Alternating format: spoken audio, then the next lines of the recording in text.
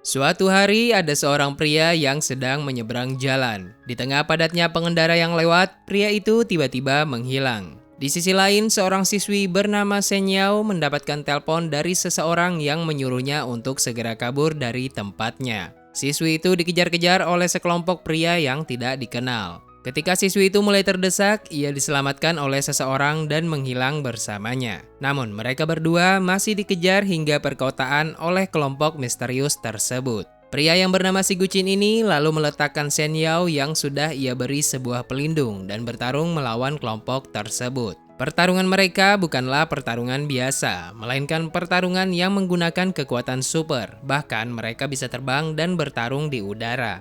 Pertarungan yang super sengit tersebut juga sampai menghancurkan sebuah bangunan. Orang-orang yang ada di bawah berlarian saat salah satu kelompok misterius tersebut menggunakan kekuatannya untuk mengangkat sebuah bangunan besar dan melemparkannya ke arah Si Gucin. Namun Si Gucin menghancurkannya dengan mudah menggunakan kemampuan telekinesisnya dan menyerang balik dengan mengeluarkan gelombang energi dari tangannya, hingga menyebabkan ledakan yang besar. Setelah mengalahkan kelompok misterius tersebut, Si Gucin kemudian mengembalikan waktu seperti semula. Shen Yao terbangun di perpustakaan seolah tidak terjadi apa-apa. Beberapa tahun kemudian, Shen Yao yang tumbuh dewasa sedang mengadakan acara karaoke bersama dengan teman-temannya. Di sini mereka semua sedang memainkan sebuah game, di mana yang kalah harus menjawab pertanyaan dengan jujur. Shen Yao yang kalah kemudian mengaku jika ia menyukai Wang Xiaoxiu. Dan sebenarnya Wang juga menyukai Yao sejak masih kecil. Sepulang dari acara karaoke, Wang dihajar oleh kelompok geng motor karena dianggap merebut wanita incaran Sun Jun yang merupakan ketua geng tersebut. Sun Jun juga sengaja menghubungi Yao untuk memperlihatkan Wang yang sedang babak belur.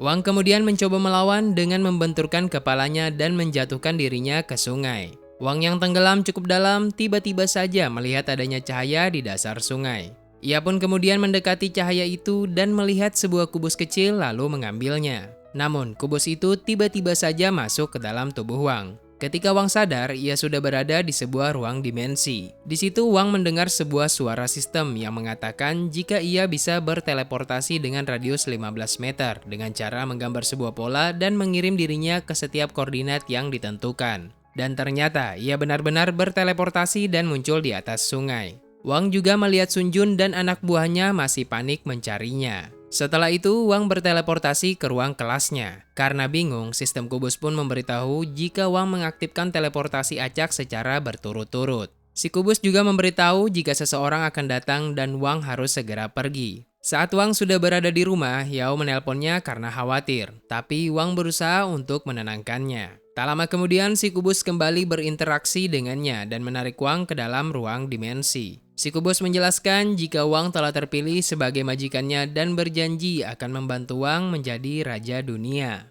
Wang pun mulai berlatih untuk dapat menguasai sistem tersebut. Namun, si kubus memperingatkan jika sisa energi yang dimilikinya tidak banyak lagi. Wang pun mulai berpikir untuk tidak menggunakan kekuatannya sembarangan, karena jika tidak nyawanya bakal melayang. Si kubus pun menyarankan agar Wang menggunakan inti selnya untuk menentukan posisi spesifik saat berteleportasi. Wang pun mencoba menggunakannya untuk melihat area yang berada dalam jangkauannya. Namun, kemampuan ini mempunyai kelemahan yang dapat menghabiskan banyak stamina, terutama untuk pemula. Wang pun tidak sadarkan diri karena sudah banyak menghabiskan energi. Saat Wang sadar, ia terkejut melihat si kubus yang berada di sampingnya. Rupanya, si kubus keluar dari tubuh Wang untuk mencegah kehabisan energi yang dapat mengancam nyawanya. Wang pun mulai sadar jika ia adalah pemilik kekuatan super. Si kubus lalu memberitahu Wang cara memperkuat kekuatan supernya, yaitu dengan menggunakan batu permata. Batu tersebut menyerap energi melalui kontak fisik dan mengubahnya menjadi energi sistem. Dan semakin tinggi kualitas batu permata, semakin besar pula yang disimpan di dalamnya.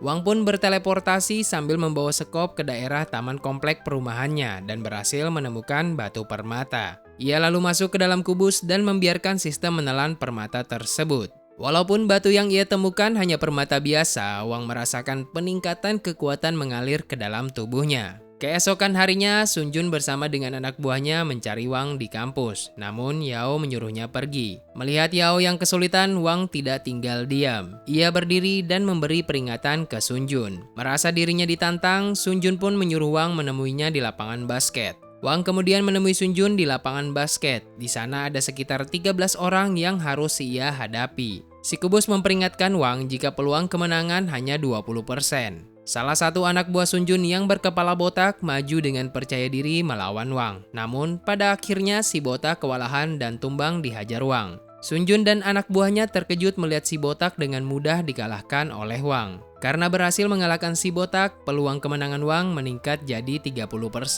Wang kemudian bertarung dengan beberapa orang sekaligus. Ketika ada celah, Bang Baron menendang Wang dari belakang dan membuat Wang kesal. Wang pun menendang sumber kehidupan Bang Baron hingga terbang. Sun Jun yang mulai panik memerintahkan anak buahnya untuk menyerang Wang secara bersamaan. Namun mereka tetap kesulitan menghadapi Wang. Bahkan si Udin yang mencoba menendang Wang dari depan malah dilempar sekuat tenaga oleh Wang dan tepat mengenai wajah Sun Jun. Si kubus kemudian memperingatkan Wang jika tenaganya sudah hampir habis. Namun, Wang tetap ingin menggertak Sun Jun yang mulai terlihat ketakutan. Tak lama kemudian, kelompok lain yang dipimpin oleh Bang Akagami Persilite datang dan menertawai Sun Jun. Karena musuh bertambah, si kubus pun memperingatkan Wang untuk mundur. Namun, Bang Akagami bersama anak buahnya menyerang Wang secara bersamaan. Wang kemudian menggunakan teleportasi dan mematikan listrik. Ia memanfaatkan situasi tersebut untuk menghajar satu persatu kelompok Bang Akagami. Ketika salah satu anak buah Bang Akagami menyalakan listrik, ia terkejut melihat semua temannya sudah babak belur dihajar Wang.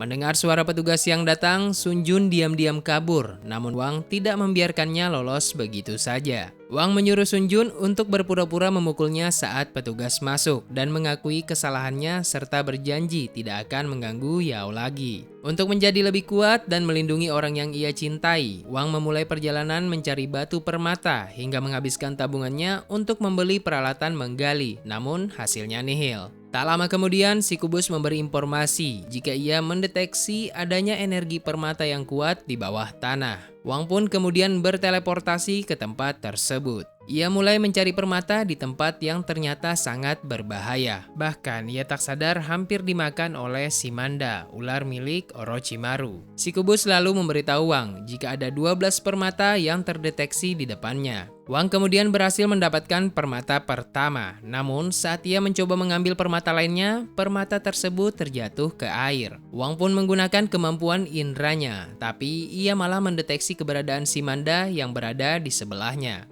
Wang pun terjatuh ke bawah air bersama dengan Manda dan harus bertarung melawannya. Wang kemudian menusukkan sekopnya ke tubuh Manda dan berteleportasi ke ruang dimensi. Di sana, Wang menggabungkan beberapa permata yang ia kumpulkan untuk meningkatkan kekuatannya. Ia pun kembali bertarung dan berhasil mengalahkan si Manda dengan mudah, lalu mengambil batu permata yang sebelumnya terjatuh. Di sisi lain, Sun Jun dan Bang Akagami yang masih tidak terima atas kekalahannya bekerja sama dan mengatur rencana licik untuk mengalahkan Wang. Sementara itu, Wang sedang berkencan dengan Yao. Di sana, Wang memberikan batu akik berwarna hijau yang biasa dijual di pasar baru ke Yao. Hal itu membuat Yao sangat senang dan merasa dunia hanya milik mereka berdua. Keesokan harinya, Wang yang sedang menunggu Yao mendengar kabar jika telah terjadi suatu masalah di apartemen Yao. Ia pun segera ke sana dan melihat ibu Yao yang menangis meminta bantuan polisi karena Yao tiba-tiba saja menghilang. Di sana, Wang juga melihat Sun Jun yang ada di kerumunan. Karena terlihat mencurigakan, ia pun mengikuti dan memaksa Sun Jun untuk memberitahu keberadaan Yao. Di sisi lain, Bang Akagami yang menculik Yao berusaha memanfaatkan pria bernama Luo untuk balas dendam dengan Wang. Namun naas, ia malah ketahuan berbohong dan disiksa oleh Luo. Luo yang mendapatkan informasi jika si Guqin mempunyai hubungan dengan Yao berusaha untuk memaksanya buka mulut. Namun Yao tidak ingat apapun tentang si Guqin. Hal itu membuat Luo marah. Namun si pelayan yang mirip Sebastian itu memperingatkannya untuk tidak menyakiti Yao agar nanti bisa dijadikan umpan untuk memancing dan membunuh si Guqin. Apalagi mereka belum mengetahui kekuatan si Guqin yang sebenarnya. Di sisi lain, Sun Jun yang mulai panik menjelaskan kepada Wang tentang Luo yang ditakuti banyak orang dan sangat membenci si Guqin. Sun Jun juga menjelaskan jika Bang Akagami menculik Yao dan memanfaatkan Luo karena Yao punya hubungan dengan si Guqin saat insiden yang terjadi di sekolahnya dulu. Sun Jun pun memperingatkan Wang agar tidak melawan Luo. Namun Wang tidak takut dan tetap pergi untuk menyelamatkan Yao. Si kubus kemudian melacak lokasi Yao dan berhasil menemukannya berkat batu akik yang pernah Wang berikan ke Yao saat ngedet. Luo yang memanfaatkan Yao menunggu si Guqin muncul. Ia juga menyewa beberapa petarung ahli untuk melawan si Guqin. Wang yang menuju ke TKP mendapat peringatan dari si kubus jika ada sekitar 7 orang yang punya kekuatan besar di dalam bangunan. Wang juga belum bisa menggunakan kekuatan dari penggabungan permata tingkat tinggi yang ia lakukan 3 hari yang lalu karena masih dalam proses dan butuh waktu 30 menit lagi untuk selesai. Di lantai selanjutnya, Wang berhadapan dengan seorang gadis masokis level dewa bernama JJ. Di mana saat Wang memukulnya, JJ bukannya kesakitan tapi malah terlihat sangat senang. Wang juga memberikan pukulan berkali-kali tepat di wajah JJ. Namun JJ sepertinya menikmati setiap pukulan yang diterimanya. JJ kemudian mengeluarkan kekuatannya dan berhasil melukai Wang dengan cakarnya.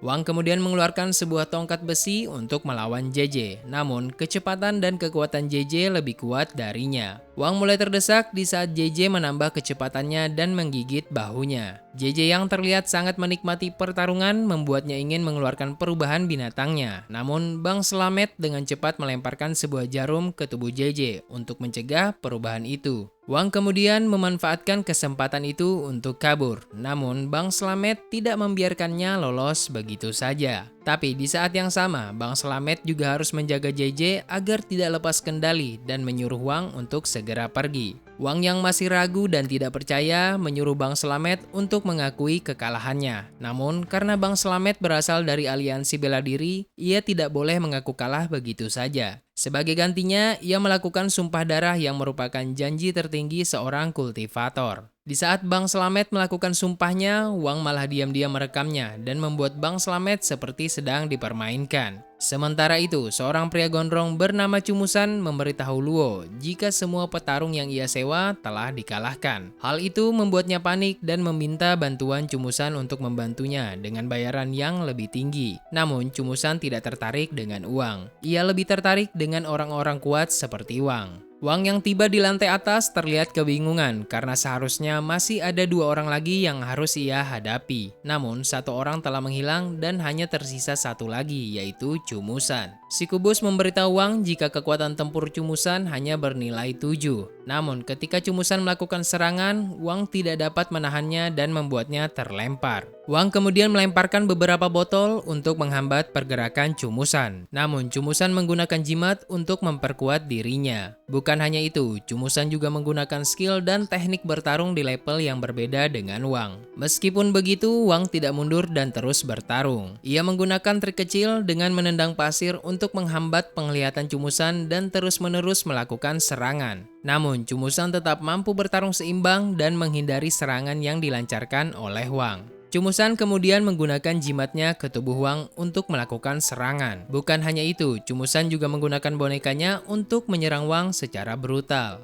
Wang pun berlari ke arah si boneka lalu menendangnya dan beradu tinju dengan Cumusan. Pukulan keras dari Cumusan membuat Wang mengeluarkan darah. Namun, Wang berhasil menggenggam rambut Cumusan dan melancarkan serangan ultinya. Wang yang sudah menggunakan hampir semua kekuatannya terkejut melihat Cumusan yang masih bisa bangkit. Cumusan kemudian menggunakan semua jimat yang ada di dalam tubuhnya untuk bertransformasi menjadi wujud yang lebih ganas. Bukan hanya itu, kecepatan dan kekuatannya juga meningkat pesat dan membuat Wang kesulitan untuk mengimbanginya. Serangan demi serangan yang Cumusan keluarkan membuat Wang kewalahan. Apalagi Cumusan juga menggunakan bonekanya untuk melakukan serangan kombinasi brutal yang mematikan. Cumusan kemudian menggunakan jimatnya untuk melancarkan serangan ledakan. Namun, walaupun terkena serangan sebesar itu, Wang ternyata mampu bertahan hanya dengan menggunakan sebuah sekop. Cumusan yang terlihat kesal pun kembali menyerang Wang dengan menggunakan bonekanya. Namun Wang mengalahkan boneka itu dengan sekejap menggunakan sekop andalannya. Cumusan mengira Wang akan kesulitan bergerak karena jimat gravitasi yang ia tempelkan. Namun, Wang memanfaatkan jimat tersebut untuk memperkuat dirinya, lalu melancarkan pukulan bertubi-tubi dan mengeluarkan serangan ulti keduanya. Namun, pertarungan tersebut ternyata belum berakhir. Cumusan menggunakan jimatnya untuk meledakkan boneka miliknya. Namun, boneka tersebut gagal meledak karena Wang memindahkannya ke dalam kubus. Cumusan yang terkejut melihat Wang melompat menggunakan beberapa jimatnya untuk membuat ledakan. Pertarungan sengit mereka berdua berlanjut di udara. Cumusan terus-menerus menggunakan jimatnya untuk membuat serangan ledakan. Wang yang terkena ledakan seketika mengingat Yao dan membangkitkan kekuatannya. Ia kemudian menyerang Cumusan habis-habisan dengan tangan yang diselimuti api dan daya penghancur yang sangat kuat. Setelah berhasil mengalahkan Cumusan, Wang segera bergegas menyelamatkan Yao. Namun sebuah bom telah dipasang di bangku Yao dan mereka berdua juga dikurung oleh Luo. Wang juga tidak dapat menggunakan teleportnya. Wang pun mencoba memotong semua kabel dan memindahkan bom ke dalam kubus. Namun karena boneka milik Cumusan juga ada di dalam kubus, ledakan bom tersebut memicu ledakan yang lebih besar dan berdampak langsung ke tubuh Wang. Melihat bom tersebut tidak meledak, Luo masuk dan melepaskan tembakan lalu pergi. Tak lama kemudian, si Guqin muncul dan membawa Yao pergi. Wang mulai terlihat frustasi karena tidak bisa menyelamatkan Yao. Walaupun ia masih dapat berteleportasi, Wang tetap akan kesulitan menemukan Yao dengan tingkat kekuatannya saat ini. Tak lama kemudian, seorang perempuan datang dan memberitahu Wang bahwa ia tahu keberadaan Luo. Perempuan yang bernama Mu Yuqian itu adalah ketua biro penanganan orang super.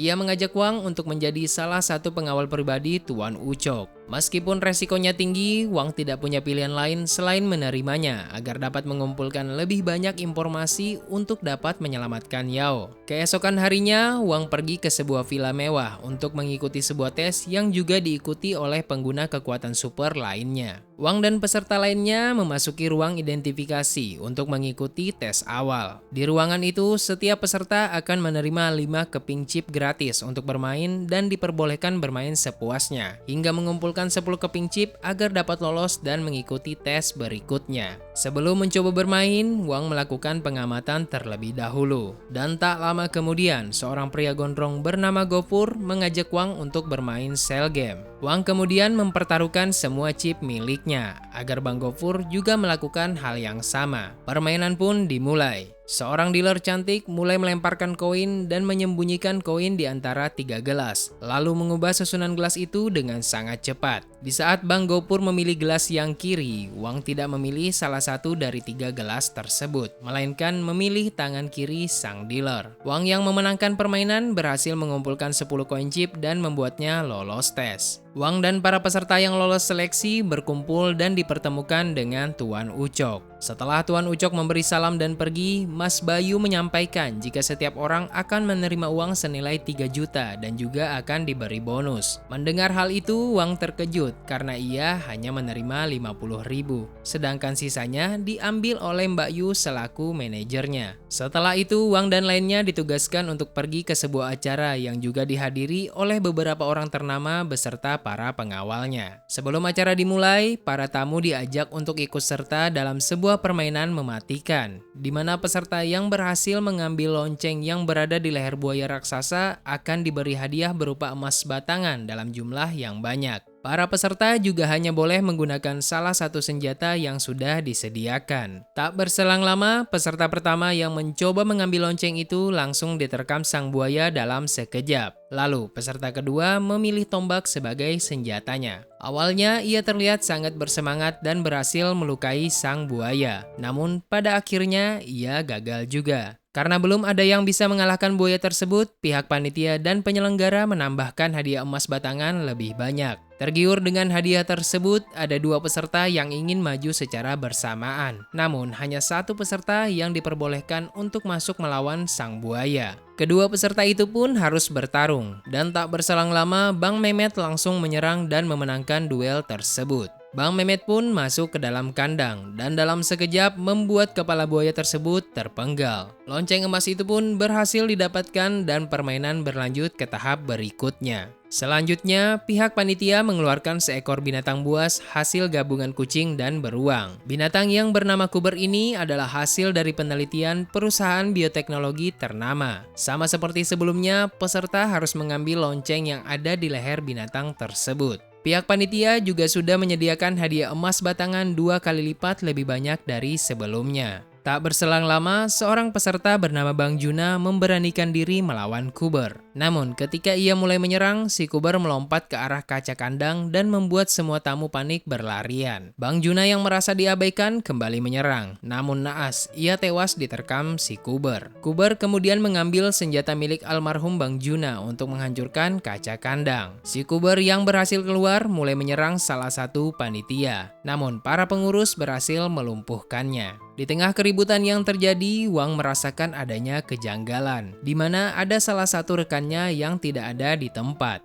Sementara itu, seorang gadis bernama Mumu pergi menyusup ke sebuah ruang rahasia. Namun, ia diciduk oleh Bang Yosep dan 2 orang penjaga. Saat Mumu hampir terkena serangan Bang Yosep, Wang datang menolongnya. Wang menolongnya bukan tanpa alasan, tapi karena Wang sudah mengetahui jika majikan yang harus ia lindungi bukanlah Tuan Ucok, melainkan si Mumu. Hal itu ia ketahui ketika sedang melihat posisi berdiri Bang Ucok yang terlihat seperti melindungi Mumu. Karena tempat itu akan segera diisolasi pihak pengurus, Wang dan Mumu pun masuk ke ruang rahasia. Namun benda yang mereka cari sudah tidak ada karena telah dipindahkan. Tak lama kemudian, pihak pengurus datang dan melancarkan serangan. Wang dan Mumu yang berusaha kabur harus berhadapan dengan para pengurus yang juga merupakan petarung peringkat B. Wang yang lagi malas bertarung menggunakan granat palsunya untuk mengelabui para pengurus dan kabur secepat kilat. Wang dan Mumu bersembunyi di sebuah ruangan dan mengatur rencana. Mereka berdua kemudian kembali melawan para penjaga dan berhasil mengalahkannya. Setelah itu, Wang dan Mumu menuju ruang penyimpanan. Di sana, Mumu berhasil menemukan gulungan yang ia cari. Sementara itu, Wang juga berhasil mendapatkan batu obsidian. Ketika Wang dan Mumu menuju lantai B2 menggunakan lift, para unit bersenjata sudah bersiap menghadang. Namun Mumu dengan cepat menghabisi mereka. Wang dan Mumu kemudian menuju ruang penelitian. Di sana, Mumu menanyakan obat genetik untuk menyelamatkan kakeknya kepada seorang profesor. Profesor itu mengatakan jika penelitiannya dihentikan karena disuruh menciptakan senjata biologis untuk urusan militer. Sedangkan ia lebih tertarik untuk melakukan eksperimen manusia karena merupakan pencapaian tertinggi dalam bioteknologi. Hal itu membuat Mumu marah dan menghajar si profesor beserta asistennya. Wang tiba-tiba saja berteleportasi ke dalam kubus dan kembali dapat berkomunikasi dengan si kubus berkat batu obsidian yang ia temukan sebelumnya. Berkat itu juga sistem kubus diatur ulang dan ditingkatkan. Ruang kubus diperluas menjadi 5 meter dan teleportasi dapat digunakan 2 kali per menit serta jaraknya mencapai 30 meter. Sementara itu, para pengurus bertarung melawan para monster yang keluar dari laboratorium. Monster tersebut bahkan menewaskan salah satu petarung peringkat B. Tak lama kemudian, Mumu kembali bertarung melawan para pengurus, di mana ia terlihat kewalahan karena harus melawan 2 petarung peringkat B. Mumu yang sudah tidak bisa bertarung dan hampir dikalahkan, berhasil diselamatkan berkat Wang yang muncul secara tiba-tiba. Namun, Mumu terlihat sangat kesal karena Wang sebelumnya meninggalkannya sendirian. Tak lama kemudian, si kubus memperingatkan Wang jika ada sejumlah monster yang sedang mendekat.